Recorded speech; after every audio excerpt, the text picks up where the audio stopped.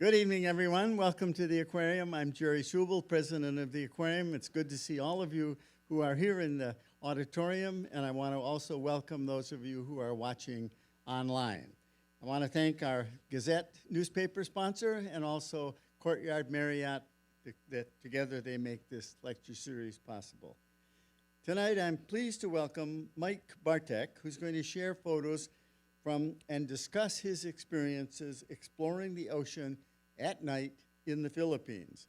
Mike grew up here in Southern California. He's been living in the Philippines for about the last 10 years. He's an avid diver and photographer whose work concentrates on the macrofauna of the Verde Island Pass in the Philippines. He conducts photo safaris, lectures, and seminars, and specializes in small benthic animals like frogfish and nudibranchs. His work has been published in Sport Diver and California Diver magazines, among others. Please join me in welcoming Mike Bartick.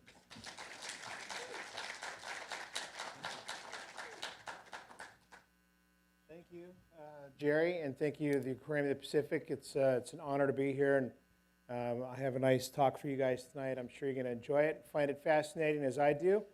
Even though I'm a photographer that does concentrate on the benthic animal life, which is the small macro subjects that we're more familiar with, like frogfish and so on, like Jerry was speaking about.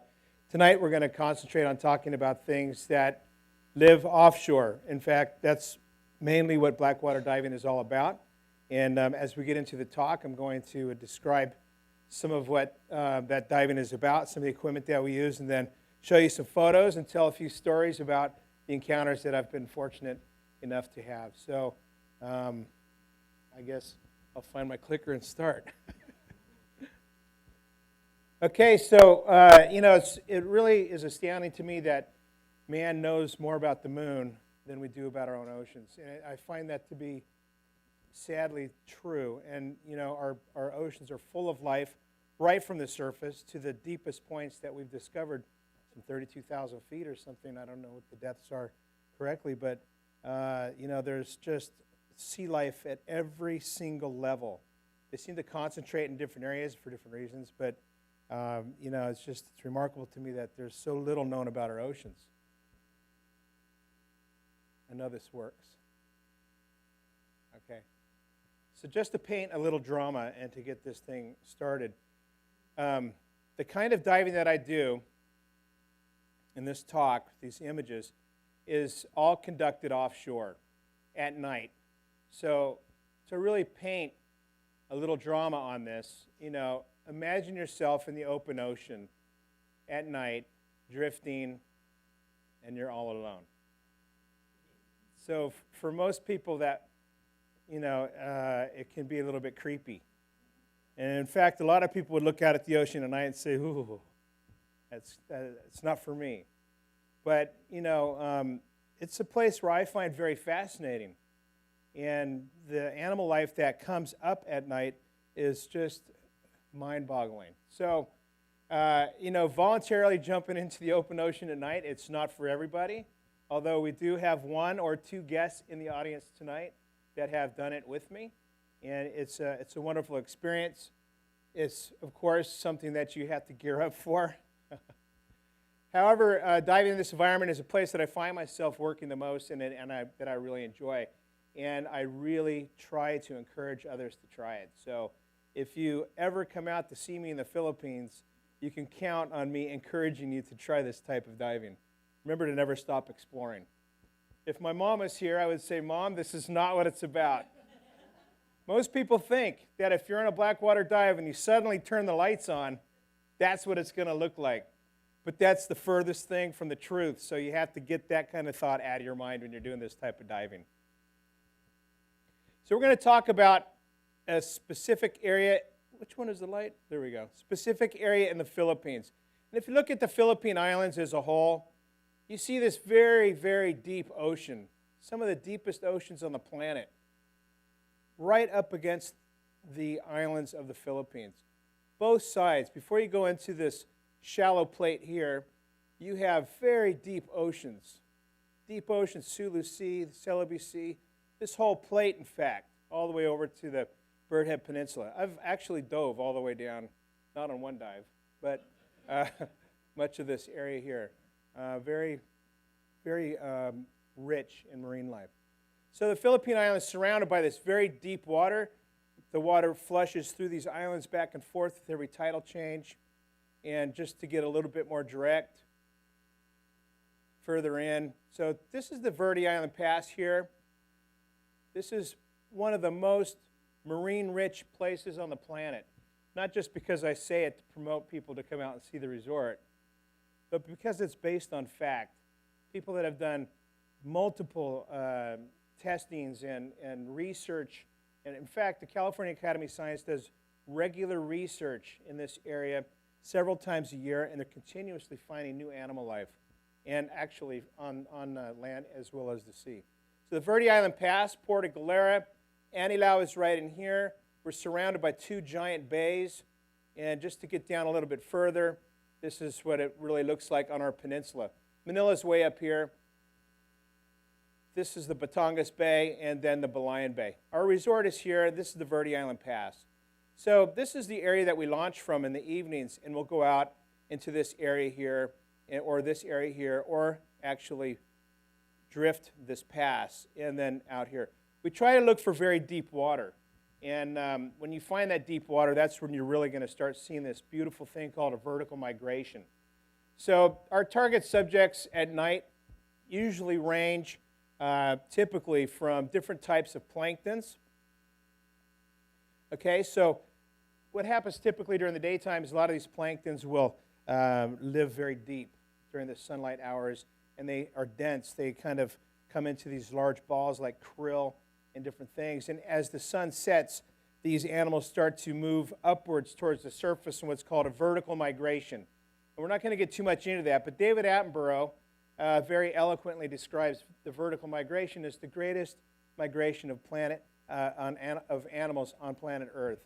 So, and I really believe that. As the sun sets, you get this massive migration of marine animals moving up, and as they do, they disperse, and they have to feed, of course, and then before the sun rises, they go back down. But what's interesting is their predators are right on their tails. So the things that we are out there looking for, our target subjects, really different types of planktons, developing and larval subjects. Now, these are things that are in the open ocean, developing it, before they get enough strength to go to the substrate and become the subjects that we normally associate them to be. Different types of jellyfish, different types of comb jellies and jellyfish. There's a quick delineation between the two. You have the jellyfish which pulsate, of course, and you have comb jellies that kind of ambulate on their own. They have little celias, little rows of cilia that ambulates them through the water. Then you have different types of crustaceans, of course, tunicates such as Pyrus Ohms. And a tunicate is on the substrate. You might see a singular or a colony of singular tunicates. And in the open ocean, these Pyrus Ohms are these giant, massive colonial tunicates where you might have thousands of organisms living together, and I just assume they're making democratic decisions all at once to go left, go right, go down. I don't know how they decide, but they somehow figure things out. So tunicates such as Pyrus, larvaceans. Larvaceans are a very interesting little subject, little clear kind of a house with a little tadpole-looking creature inside that is a mucus feeder or builds a mucus house to trap different types of organisms, and it feeds. And very interesting. Phronemas, and then finally we'll get down to the really high-value subjects as we move along. The reason why I say this, these are kind of the typical things. The last three or the last four, actually the last three subjects, not as typical, but when you roll off a boat, you'll generally see the top subjects that we have there. Okay, come on. There we go. So Blackwater diving, it is different, as I described before, than shore diving. So how this is done is generally offshore. And the idea for Blackwater diving is not something that is entirely new. It was actually started as blue water diving, right? The idea of photographing planktons in their habitat, try to capture their natural behavior in their environment was started, in theory, by these guys, Wayne Hamner and Company, when they were working on these giant vessels with these collection devices. They're like, some of them are fine mesh nets, some of them are like a little conveyor belt kind of thing. Whatever they are, they're bringing in these subjects, and the things that they were collecting were actually just collapsing and being destroyed. So the methods that they had at that time to collect the subjects was actually destroying the subjects they're trying to study. So one of the guys said, hey, if we really want to study these subjects, we're going to have to jump over the side, go down, and take a look and see what they're actually doing there, and then we'll be able to see these subjects in their natural environment. And that's what this Blackwater diving thing is all about. It's really about doing it, but not in the blue water. It's at night. That's why we call it the Blackwater. In a nutshell, this is basically what we can see. A lot of different things exist at night, and they're affected by two things. One, the upward migration. So it depends on the time of the evening that you get in. Depends on the moonrise. It depends on a lot of different factors.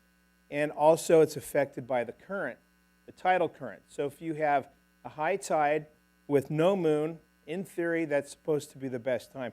Now, I've kept very detailed charts on all this data. And even saying all this, which I just did, it really doesn't matter. The thing is, you have to get out there and you have to do it. That's what I've learned. I've gone, okay, this is going to be the best time, let's go. And it's a dud, but other times it's fantastic. So it doesn't make any sense whatsoever. What does make sense is as it gets later into the evening or on a moonless night, it does make a difference. You will see a greater abundance of different planktons. This is a video that I want to show to you guys, which is, it's not running yet, obviously, but very typical of what you'll see. This is just going to kick off so when you guys see the still images, you'll understand what it's like underwater seeing these guys moving around. So if you could, please.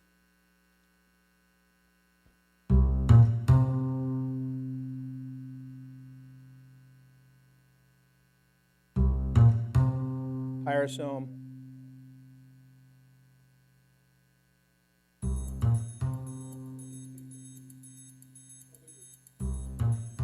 This is about the size of your thumbnail. That Pyrus Ohm is massive. This is about the size of the palm of your hand.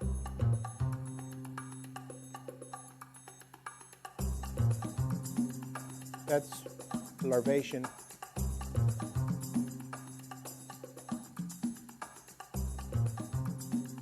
Pearlfish larvae.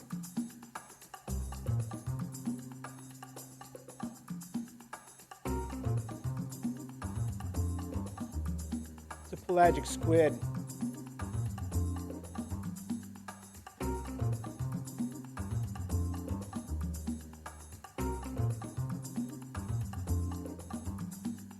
Comb jellies.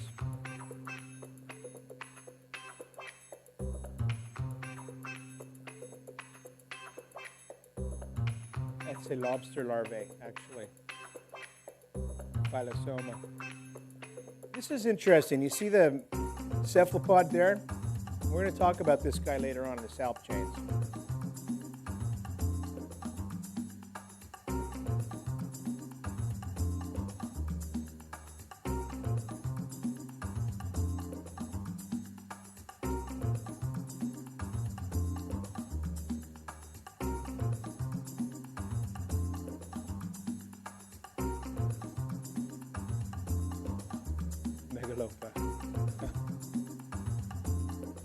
This is a comb jelly. They get really like satellite dishes. Lionfish, another small squid. Any guesses? Yep. Sea mantis shrimp. I think gymnosoma.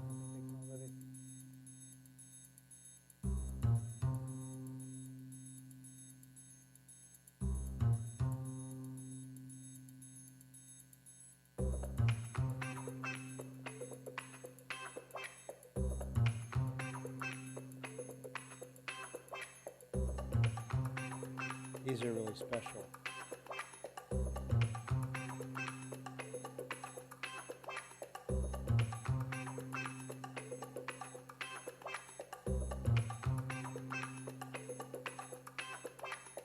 Anenome larvae, sea elephant.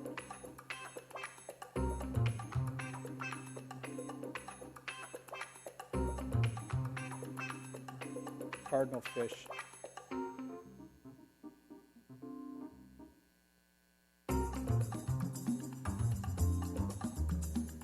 Yeah.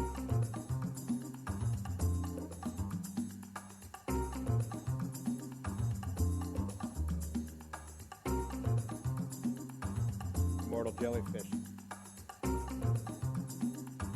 Banded shrimp. And remember, these subjects, once they gain enough strength, will most likely settle to the sand. This is a fauna. It's laid the eggs inside of itself. Yeah, this is a very special pipefish.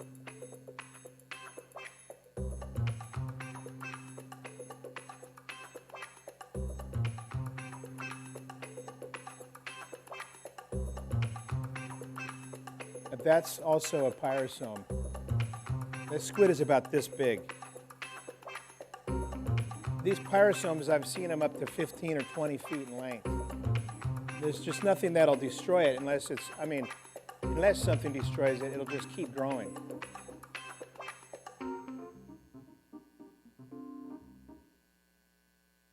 Yeah, so that's on loan from me from a gal named Nanette Van Antwerp, fantastic shooter. It took her about, I don't know, maybe, go ahead. It took her maybe 2 years to get all of those clips together, put them into a video presentation that's that short. So, hi, Mom. You made it. It was good because you won't see that shark photo. That's good. All right, so yeah, I put this in there so you guys could kind of go, wow, okay, he has his stuff together and he knows when to do it. But actuality is there is really no data that supports, okay, this is the best time to go. Let's go next Thursday at 7 o'clock. It doesn't work like that.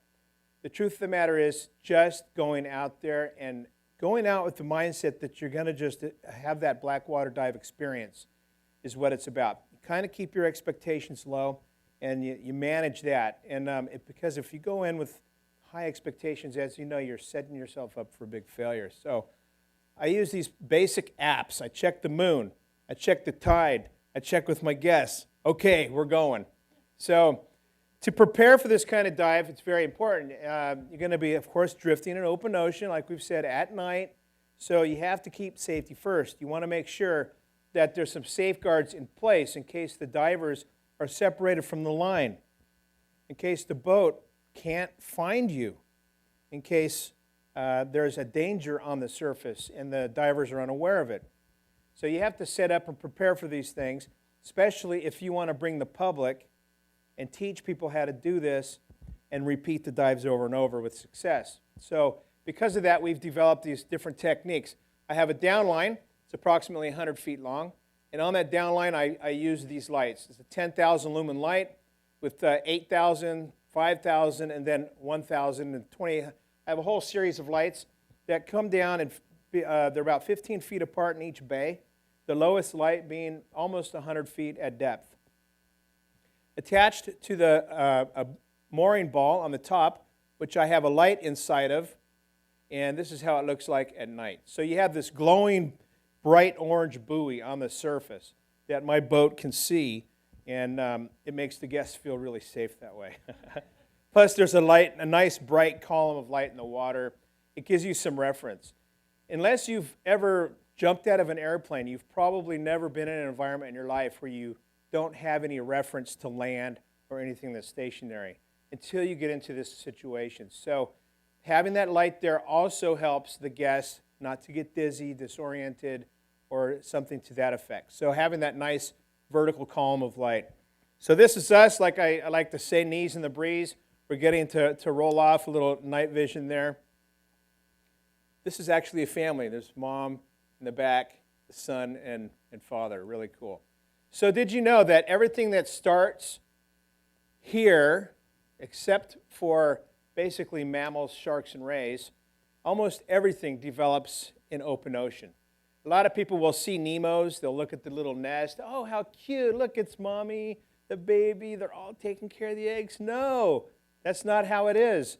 Those different Nemo fish at this beautiful Anenome all settled there. Once those eggs hatch, they go, they develop, they come back, and then they start settling on the different anemones. So it's really remarkable between our concept of what reality is and what we see underwater, completely different. Everything that starts here, all these subjects, the eggs, the spawning, even octopus, they all develop. Once they hit that paralarval stage, they all start to develop in open ocean. Crabs. Here we see crabs just coming out in a flurry, hatching. This is a squat lobster. It'll carry the eggs around in a little brood pouch here. Once those eggs are ready, they just fly off into the pelagia and then begin to develop. Crabs like this, it's not really crab, again, it's a lobster larvae hatching there, but they'll have about 15 to 17 different stages of development. This is the subject that really got me going in the first place. So this is a wonderpuss, okay? This is a subject that you would normally see on the sand. You know, you'd go to any of these places in Asia, Southeast Asia, and you'd be, it'd be high on your list. Oh, I want to see a wonderpuss.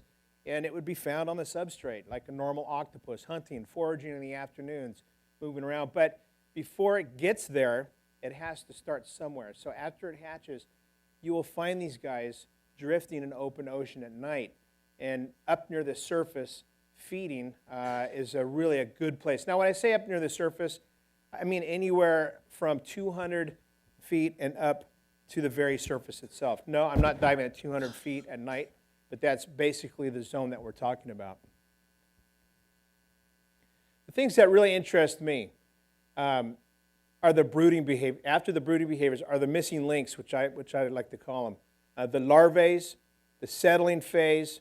Okay, these are the things that you don't typically see in books. Usually when you get an ID book, you will see the three basic phases of marine life, which is a juvenile phase, the reproductive or sex phase, and then the terminal phase of the fish.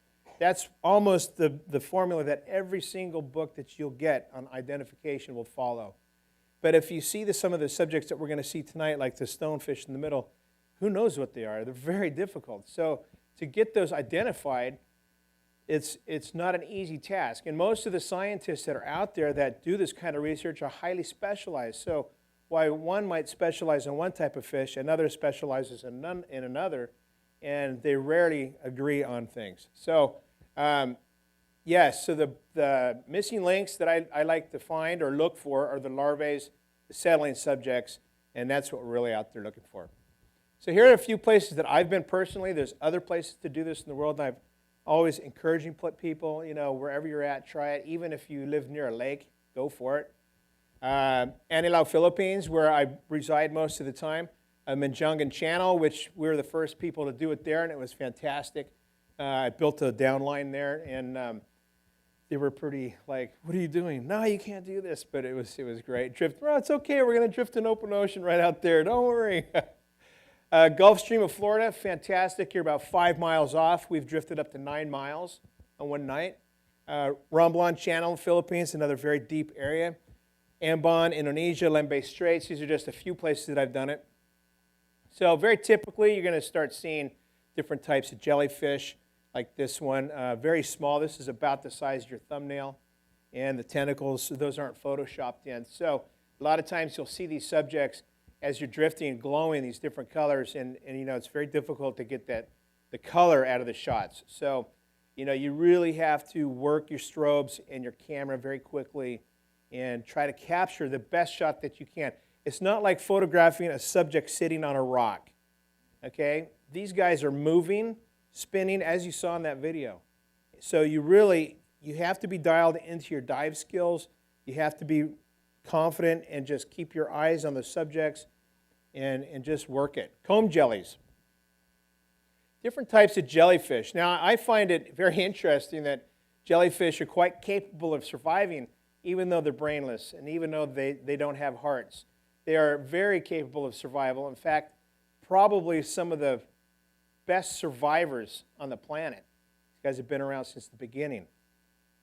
that green light there is my lowest down line. So I'm pretty low, Mom, pretty deep.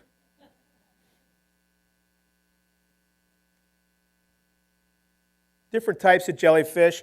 There's, I'm not quite sure how many hundreds and hundreds of different types of jellyfish there are out there. So in general, you'll see specific types over and over, almost in every dive. But every once in a while, you see these different kinds of jellies coming through. And, you just never know what you can get. This is actually the same jellyfish as on the prior photo. This is the same one. It's kind of turned up a little bit. It's got a little crab, I think, living on the top. I forget the name of it. Like it's almost like a parasite. This guy's about the size of your thumbnail. So pretty big, actually. This jellyfish is about the size, of my thumbnail, pretty good size. And living under its bell is a driftfish. And not much is known about these guys.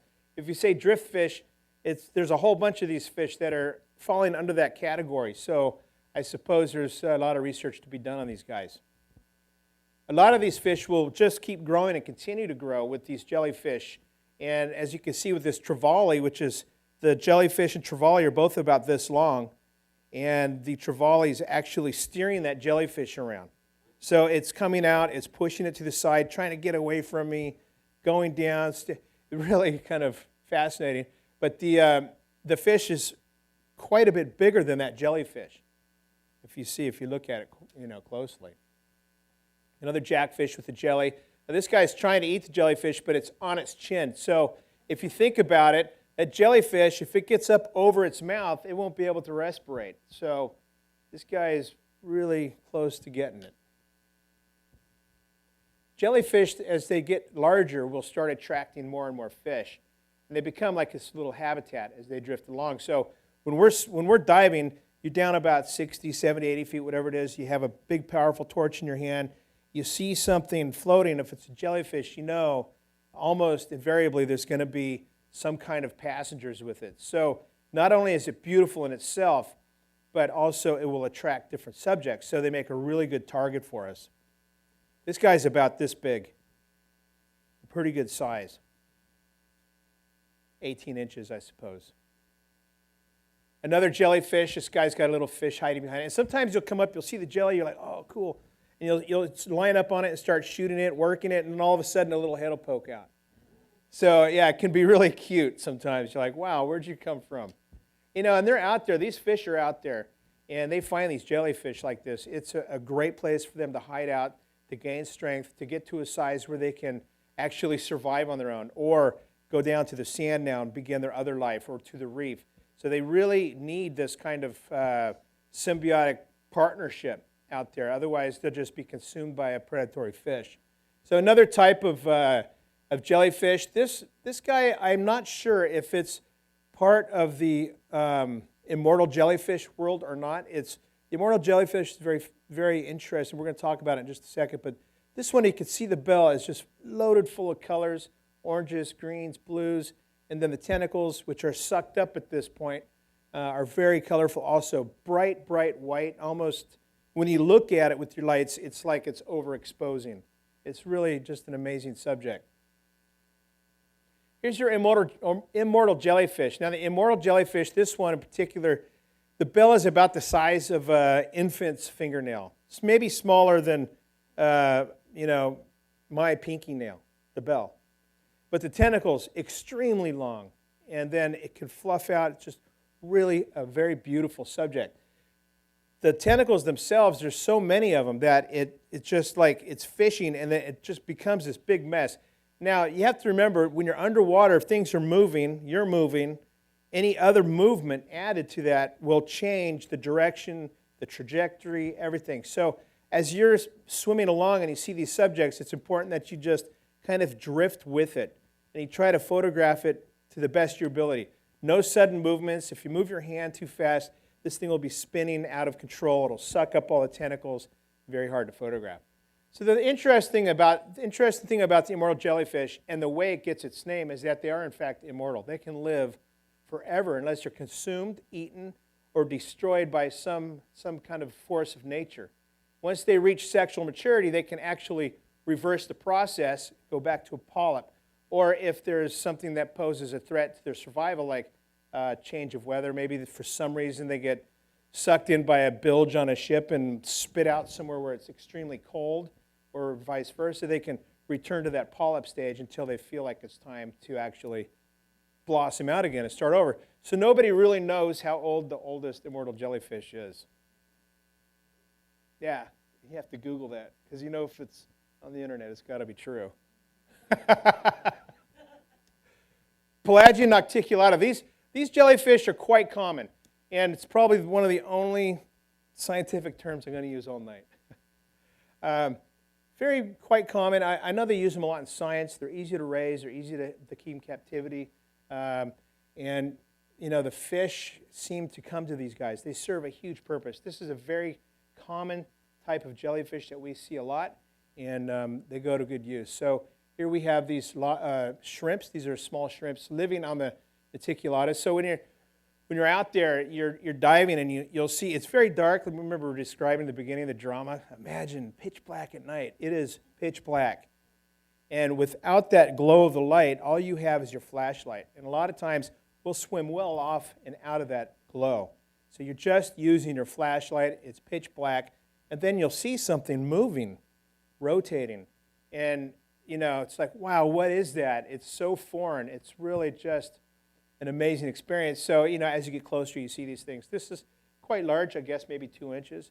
But it's spinning very fast and almost out of control. And the jellyfish wants control of its own trajectory and its own life. And the shrimp has different ideas. So they're kind of battling each other and moving along, spinning out of control. This guy, this is a Phyllosoma, or lobster larvae. Quite large, but almost transparent. If you see its body, it's like a small, thin piece of plastic. You can see right through it, and you look at these things, where is its organs? I mean, how does it function? Right? It looks like a clear piece of glass. But again, it's living on one of these very common jellyfish, kind of spinning and moving. And here's another one that we see surfing on a comb jelly. I like this one because it really looks like he's just cruising. And out of all of these other ones that are just spinning around out of control, this one seemed very organized. Just really kind of surfing, actually. Here we see a filefish, and it's drifting with this type of naticulata, again, very common. And not sure if it's consuming it or if it's just using it for safety or what's going on there. But like I said, we see this kind of relationship with this particular kind of jellyfish quite often. Now, when I shot this guy, the first time I saw this was down in the Menjungan Channel. Jumped in, drifting along. Wow, very small. So this is entirely about an inch long with that small octopus, maybe a quarter of an inch on the top, and then that jellyfish underneath it, hanging on to the top. But is it actually an octopus? And we're going to talk about that later on. Is it actually an octopus? Pyrus Ohm, again. This Pyrus Ohm is not enormous. This one is small. This one is maybe the size of a thimble. And when I photographed this one, it didn't look blue. It looked, like a regular kind of somewhat transparent comb jelly. So when I shot the photo and you see it, when you shoot digital, you have that instant return. Wow, it was cobalt blue. I couldn't believe it. I shot and shot and shot and drifted, and the boat had to chase me down.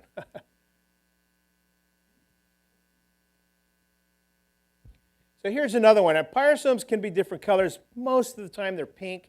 They kind of resemble a small paint roller. That's the most abundant size that we see them in.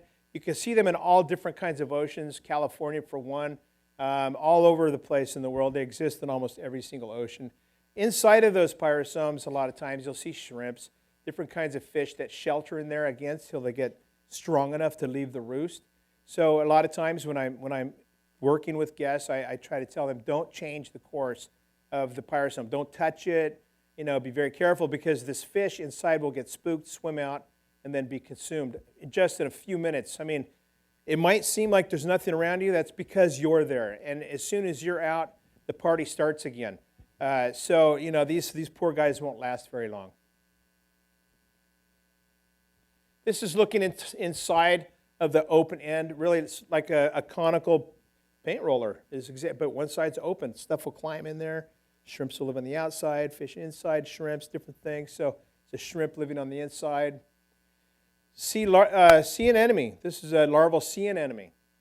This big blanket or carpet-looking things that grow and get giant that host Nemos and different types of shrimps and crabs. This is what they start out like. And again, very small. You have to think small when you're photographing this stuff. Most of my shots that I photograph in this talk tonight have been cropped, probably 60 to 70%, if not more on some of them. Like this guy for sure. This is what I call the 10% crop ratio, where you're keeping 10%.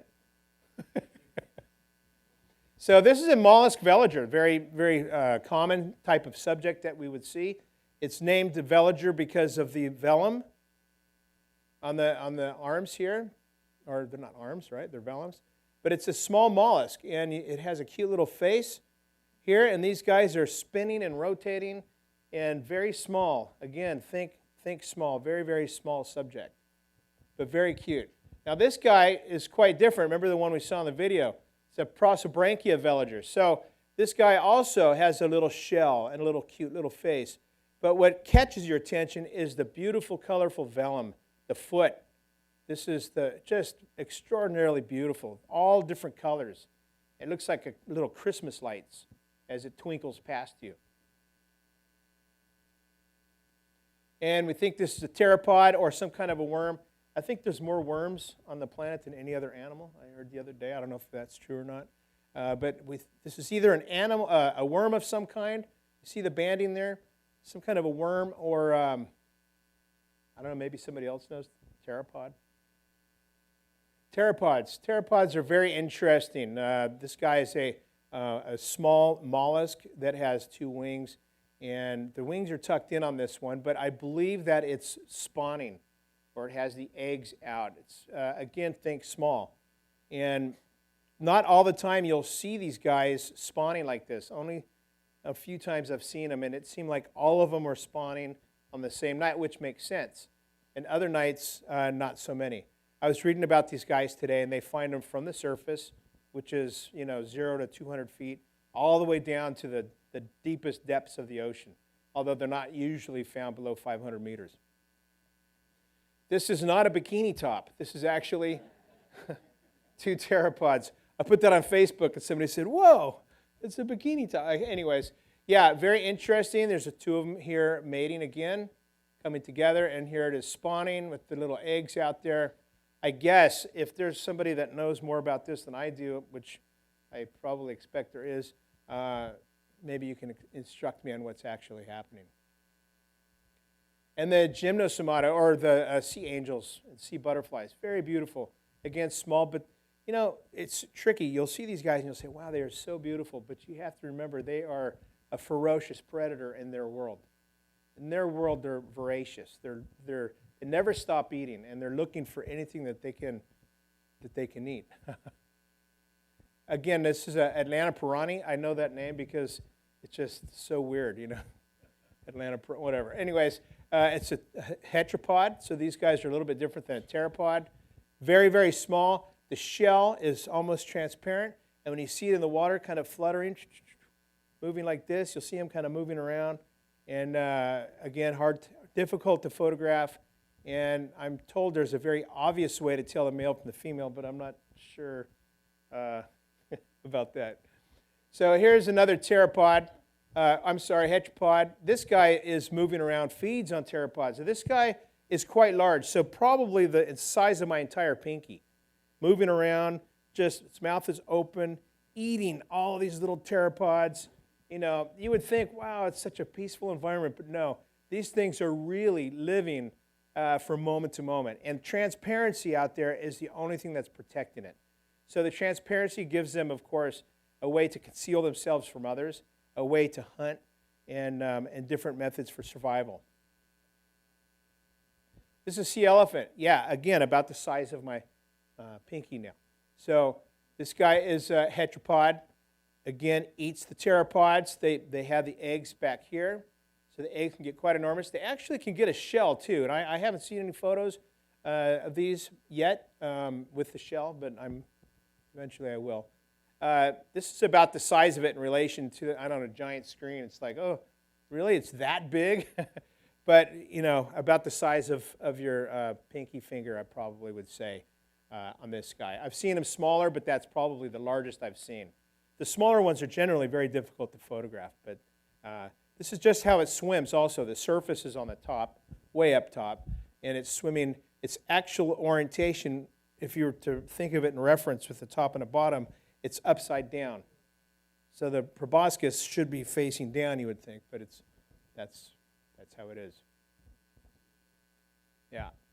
Crabs and crab larvae, very interesting. You can basically break it down into zoes and megalopus. So again, 16 or 17 different stages of crab development. So when we're out there and we're diving and we see these different types of crab zoes, no idea. I mean, imagine how many crabs are on the substrate. How many?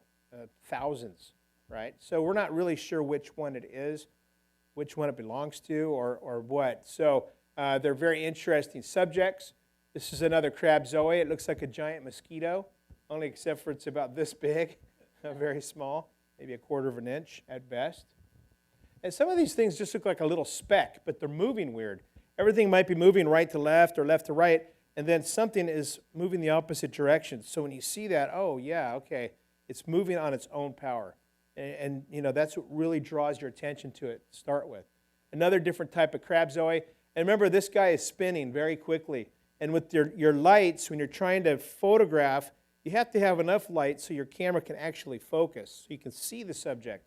And that light alone is enough to make that subject start to spin.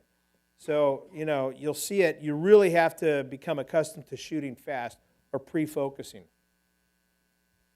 This is a sea mantis. So this is what they look like in open ocean. Transparent carapace, big eyes still because they need those eyes to survive. And then this is what they look like on the substrate. Quite different. Quite different. I'm not sure if these two are actually the same species, but I just went by the eyes, circular eyes. Okay. The phronema is a very interesting subject. So the phronema, this guy in the middle, something James Cameron, I think, fashioned for, I think it was James Cameron, for the movie The Alien. Is that James Cameron? Okay, whoever it was. Took the idea from the phronema. It has 4 eyes, 2 here, and then 2 lower down on the head. They actually have chromatophores. They can change the colors of their pigment on their tail, on the claws, and in different areas. So these guys free float. They drift until they find a salp chain.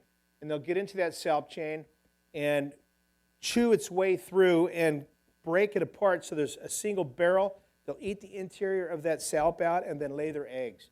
Then they use that barrel as protection, drifting through the open ocean with its tail sticking out, like we see this one here. It'll lay the eggs on the inside. It doesn't have the eggs in this image. And then it'll use it as its little foster, not foster care, baby care? Is it foster care? No, foster care. What am I talking about? Yeah, it's little baby hatchery. It'll keep all the eggs in there, and it tends to them very carefully. And so a very fascinating animal. When you see these guys, they're about this big, total maybe 4 inches maximum with that salp. The salps can get quite large, but that little phronema will be inside there. This is a very interesting subject for us to find. This guy looks like a very angry Mahi-Mahi Larvae. I had to glean this one off the internet. I couldn't find a real live photo, so it's a cartoon. It's on loan, right? Yes. This is an interesting photo here because you can see the eyes are on both sides. The eyes are on one side of its head. So when you see flounders or larval flounders, the eyes are not on both sides of the head yet. So this one is really close to settling. And this one was, in fact, shot close to the reef. This is maybe 60 feet of water above a reef and above sand. So it was in an environment where there was a bottom. So we knew that it was there. We used lights hanging from the boat and lights on the substrate, bringing in different types of plankton. This is a style of diving we call bonfire diving. It's a little bit different than Blackwater diving, but it will attract a lot of similar kind of subjects. You don't get that real open water experience. It's a little different, but it's fun if you don't have access to boat. if you don't have access to, or you just don't have the dive skills, or maybe it scares you a little bit and you want to get some experience first. That's a good way to do it. The interesting thing is the eyes have already migrated in comparison to the flounders we'll see in open ocean. So these guys, the eyes have not yet migrated. These guys can get very beautiful. Different types of lures. Well, it's not actually a lure. I've been corrected by a scientist. No, that's not a lure. That's very assuming to say that's a lure. Can't be lure.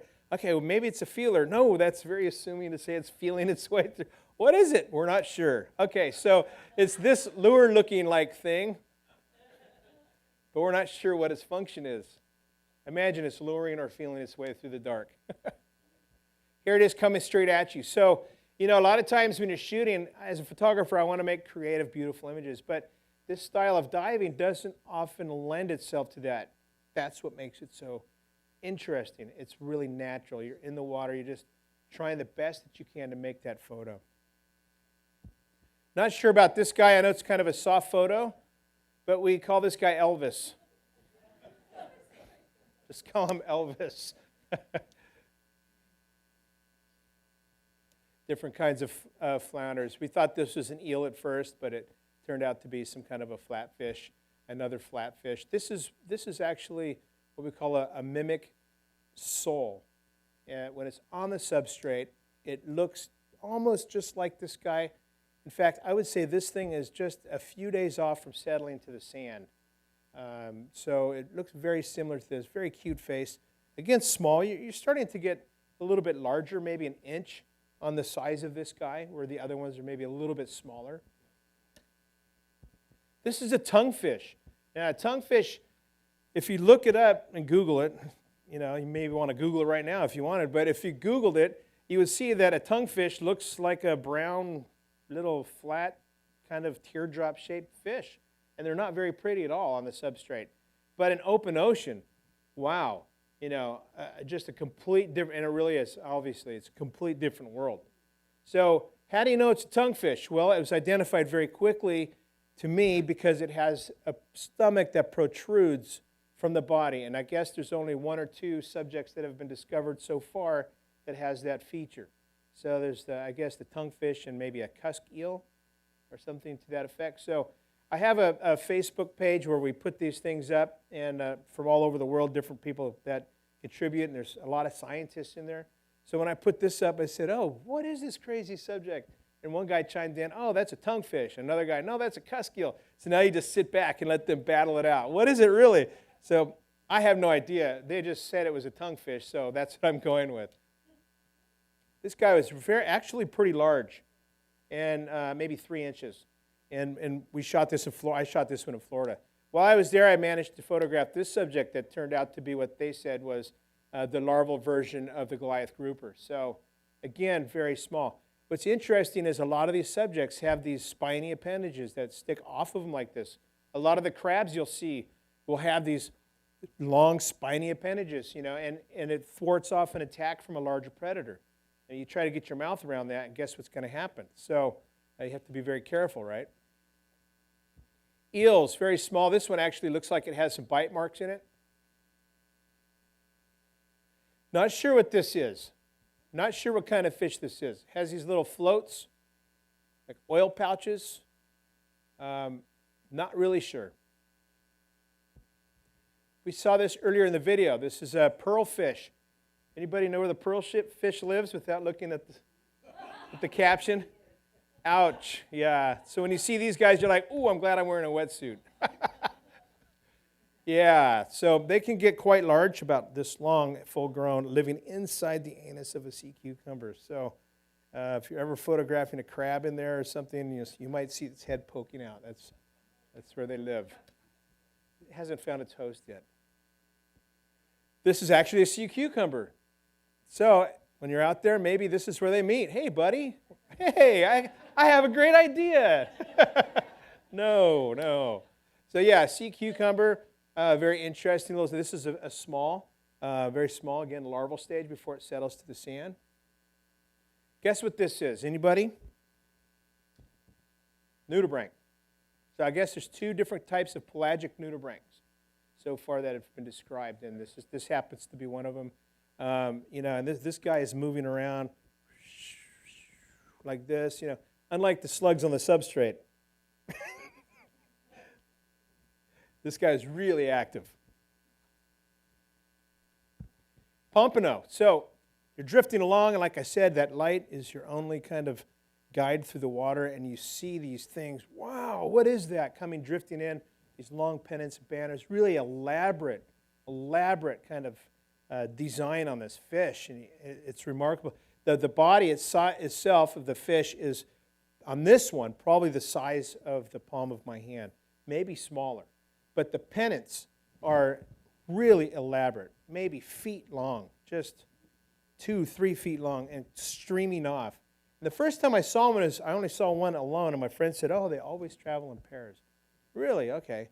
So the second time, they were in fact in a pair, and that was just this big mass coming through the water, shining, just really beautiful. And you'd wonder, how can you guys be hidden like that?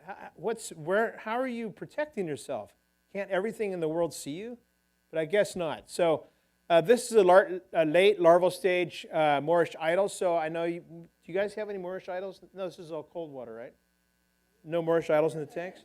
Do we have? Okay, so you know what the Moorish Idols look like in the tanks here, and like Hawaii, South Pacific, Southeast Asia, different areas that have them. But here we see the developmental stage. So it's still very silverish, kind of a blue sheen on it, very beautiful, with this very long, elaborate pennant. Soapfish, and this is the kind of fish that I would just swim past if I was shooting photos on a reef. You just, it's kind of this, well, it's not a very pretty fish. It has a little beard, which is interesting, but it's not, it's one of those fluff fish that you would put into an ID book. Oh, I need an extra page. Oh, soapfish in there, okay. So, yeah, it's just one of those. But in the open ocean, when it's a developmental phase like this, my God, it's striking. And the body is so small with those big, giant, yellow, bright fins and a nice, long pennant. And trying to get that into one frame is almost impossible. Different types of scorpion fish. Now, there's a lot of scorpion fish, right? So we're not sure what kind it is. Flying fish at the surface. These are really special. You would think flying fish, as you're driving along over the boat, was that a flying fish? Well, when you're out there and you slow down a little bit and you see them in their habitat, they can be very beautiful. I don't think the California flying fish is quite this pretty, but the ones that we have in our area are very, very beautiful, colorful. This is one right at the surface, so it's got the reflection in the surface itself there. And a lot of times when it's a calm night, which we don't get a lot of super calm, flat, glassy nights. There's usually some kind of movement. But once in a while, you'll get these flat, calm nights where the water is as flat as a stage, no movement whatsoever. And that's when you want to just drift out there, almost snorkeling, looking for these guys, because the reflections are just incredible. So this guy is a really good example, a Japanese snake blenny. Not a sea snake, but this is what it looks like on the substrate. The behavior is the same. If you've ever tried to photograph one of these on the substrate, you're trying to shoot it, then all of a sudden it takes off backwards, tail first, right into its hole, and it's gone. It does that in nature, except for it doesn't have a hole. It'll come, in the open ocean. It doesn't have a hole there, obviously. So you'll try to photograph, it'll come right to you, and then it'll take off backwards. Like, oh man. So try to, oh man. So you find yourself chasing it and cussing. Oh man, come on. So you're shooting, and you might get a couple of nice shots. It takes a little practice, and once you start learning the behavior, you'll be more inclined to getting better photos. Does that mean I'm getting low on time? Okay, I better hurry. I'm going to hurry this along. We'll talk about inshore squids, offshore squid hunting tactics, glass squids, a lot of different types of cephalopods, wonderpuss, long-arm octopus, seahorses. Yeah. We'll go through this fast. This is Menjongan Channel. I just want to get to the right to the end on this. This is a Venus sea girl. Remember in that video? This one turned to all multiple colors. Very, very amazing. I've never seen him do that before, ever before that or since.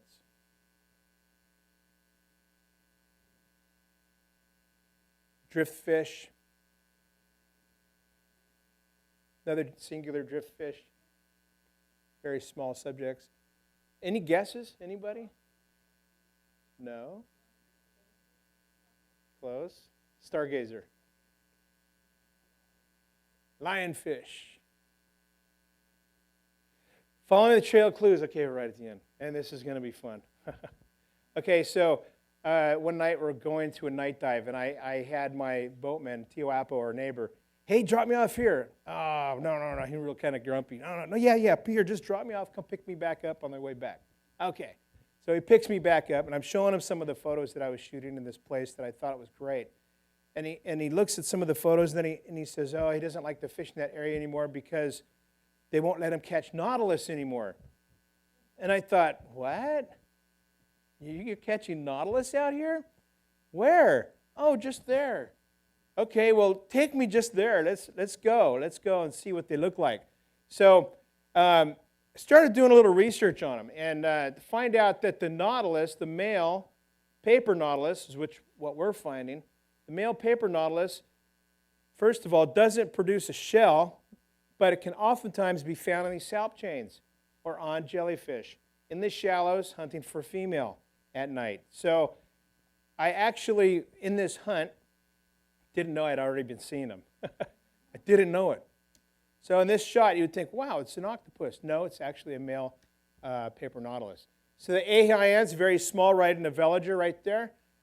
Extreme sexual dimorphism from the female, which means the females can get quite large, the male is quite small. Extreme. So one is much larger than the other. The male doesn't produce the shell, oftentimes found right in the salp chains or on salp chains or different types of subjects. This is the female. So my guest found the first female, the first one ever been seen there besides being caught. And that was back in December, and it was on this dive, and he swam over to me and showed me the back of his camera underwater. I'm like, dude, show me. And of course, we couldn't re-find it. So we kept diving, and started to find these females. And to see these guys, these gals, in their natural environment is really just special. Really, they've never had to evolve. They've never had to change to their environment. They've always lived the same way. So the female produces the shell from her arms. She puts them up, secretes this type of mineral-based potion, and it becomes this shell, two halves, which she lays the eggs inside. So the female is much larger than the male, produces that shell with the 6 to 7 arm, comes to the surface at night to trap air in the shell, and it gives her buoyancy. A lot of times we'll see her drifting along on banana leaves, under a piece of trash, with the jellyfish.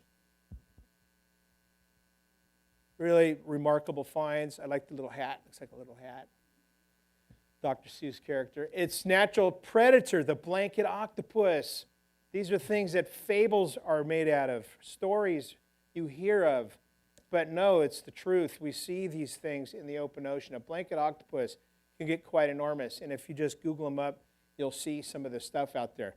Again, a lot sexual dimorphism in these guys is extreme. In fact, it's the most extreme in all of nature, where the females are huge, actually, and the males are very, very small. And somehow they get along just great. So the blanket octopus uses that webbing between their arms, webs over those nautilus, beaks down on them, and feeds on them that way. Or it just collects other small subjects that can prey on.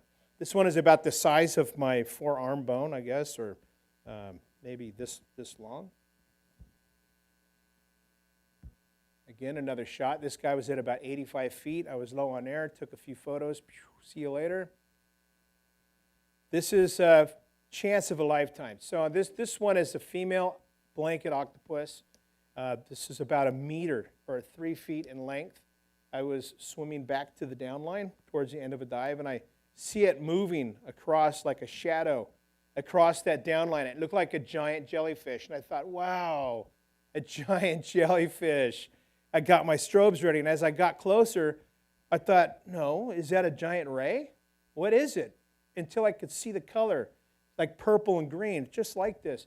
Then I realized, my God, it's a huge blanket octopus. So I started shooting photos with it. It was orbiting my downline. I was at about 45 feet, really, really low on air, making circles. And the guests that were with me had already gotten out of the water. I kept shining my light back to the line just in case. Lo and behold, one of my guests was able to come out and have the same experience and photograph the subject. So there's 2 of us on the planet that have shot a live, real blanket octopus with eggs in nature. And so, this brings us right to the end. Thank you. Glad I didn't drink any coffee. It's been a wonderful experience being here and talking to you guys tonight and sharing my experiences with you. I really encourage you guys to get out there and to try it. Thank you to everybody that's made this possible, and keep on exploring. Thank you very much.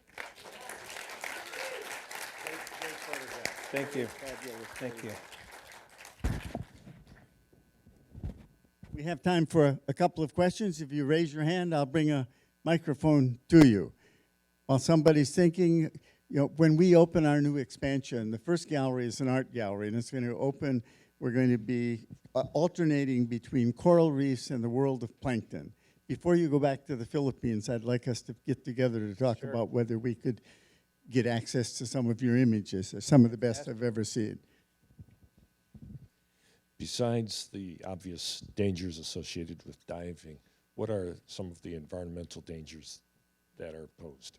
Environmental dangers? You mean Other fish, from animals? animals, Sharks? snakes? Sea snakes?